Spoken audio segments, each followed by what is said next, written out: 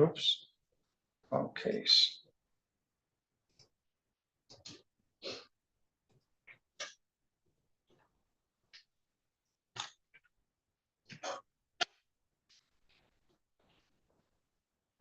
Why doesn't it?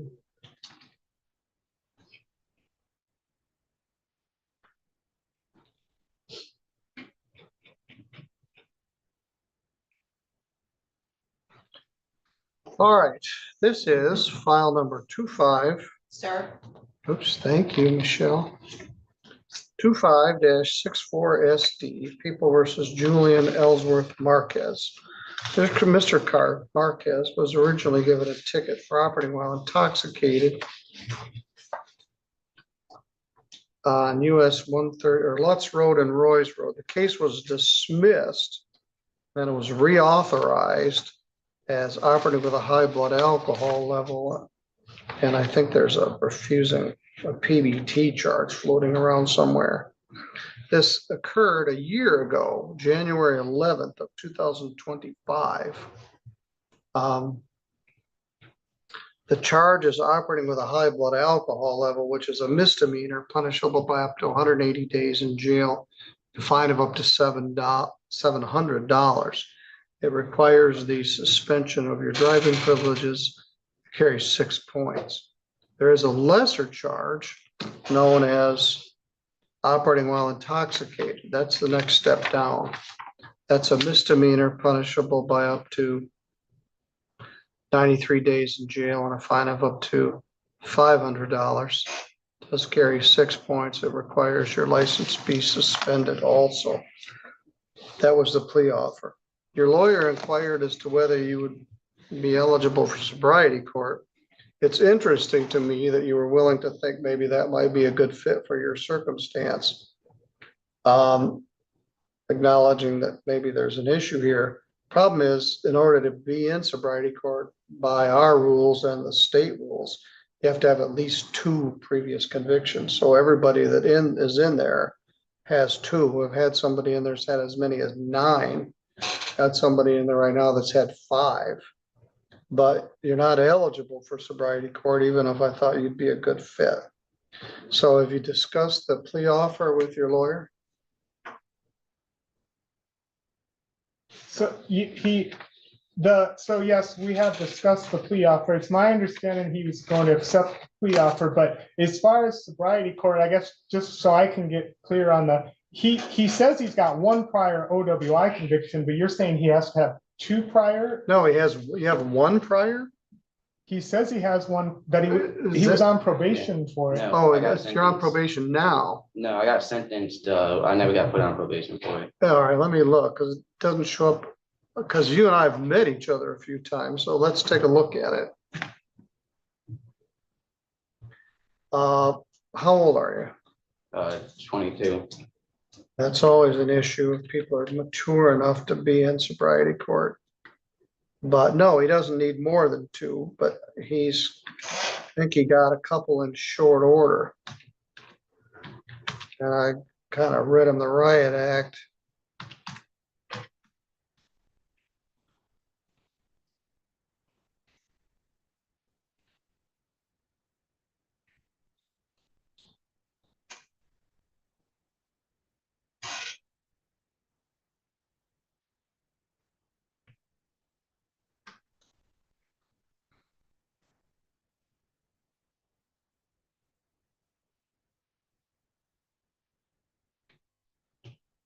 Plus you got a lot of unpaid fines. Holy smokes.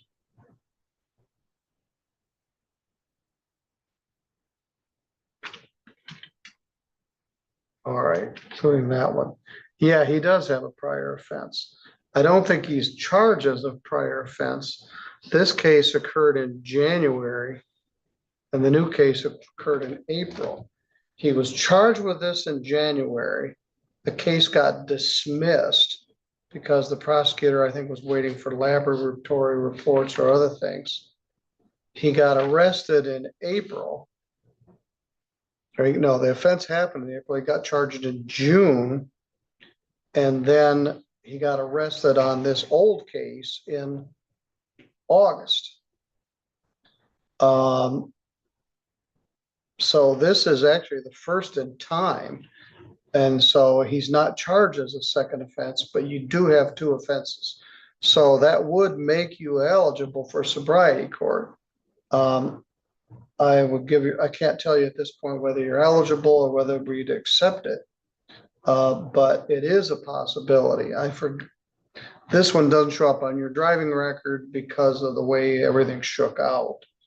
Perhaps if the original charge had stuck, we'd have had a handle on you in January, but as it turns out, it got dismissed and not reauthorized until August, after you already got arrested again.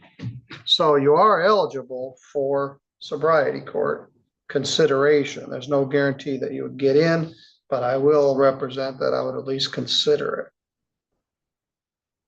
Thank you, Mr. Gibson.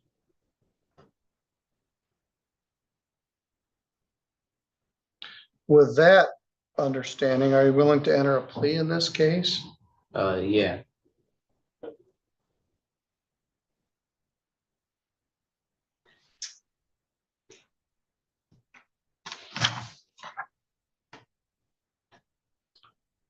We've had mixed success with young people who maybe aren't ready to make a change.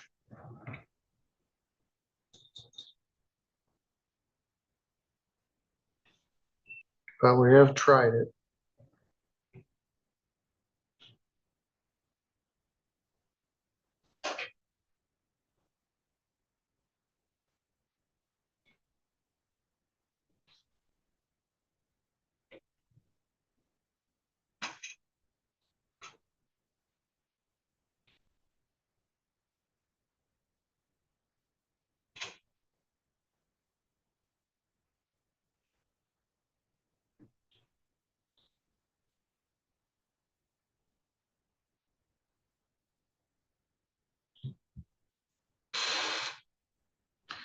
Other than this plea agreement where they're reducing the charge, did anybody promise you anything to get you to plead to this No. or threaten you? No. Or this particular one, you're on the country, you're out of Boys Road and Lutz Road, I think, at about 7 o'clock in the morning. Man, it was a long night. Where were you going? Home. From where? From Sturgis. What were you drinking? We drink bottle. What? A bottle of liquor. Or what kind? Jim Beam.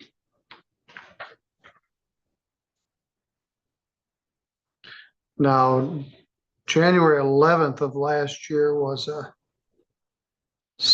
Friday night into Saturday morning. Were you just drinking at a friend's house? Yeah.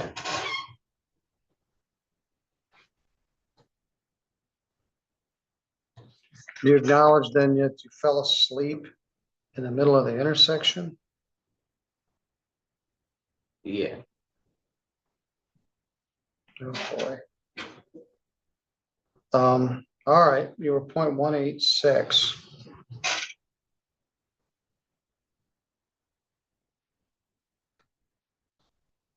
I think you're on our radar. We did discuss it a little bit yesterday.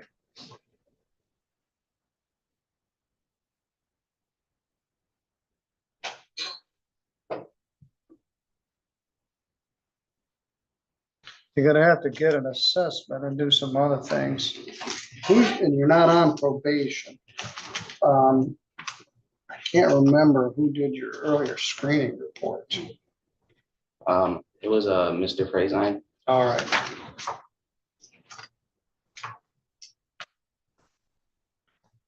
Now, are you working someplace? Yeah. Where is that? The American Millwork. It's in Elkhart. Are you all kinds of money? Yeah.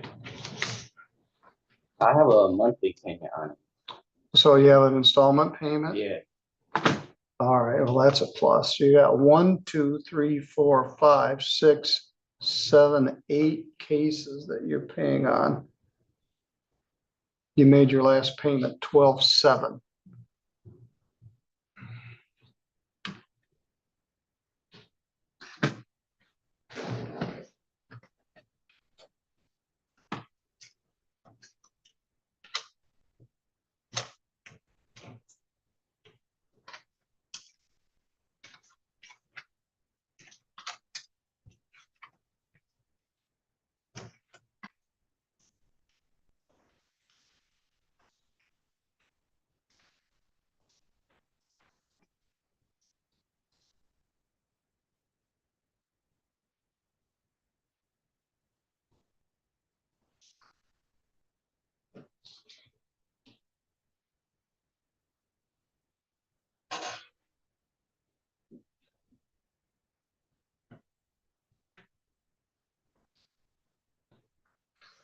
All right, let's pick a date for sentencing here. Now, it's a condition of your bond that you not drink any alcohol, you understand? Yeah, Or use any marijuana. So when I see you next, I'm probably gonna do a test. all right.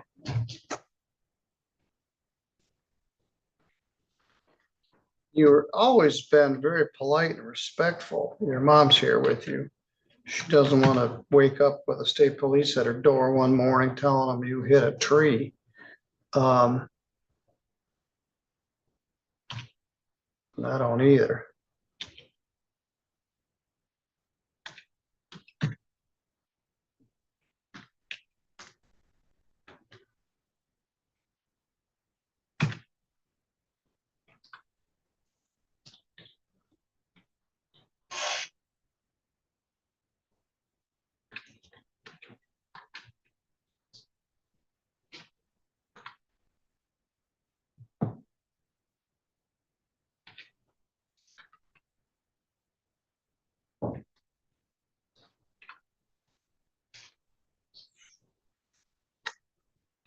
I'm going to continue this to March 9th.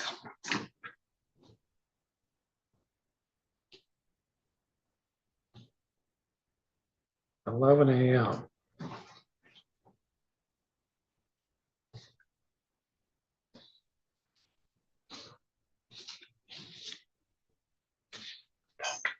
Let's take this form out to the counter.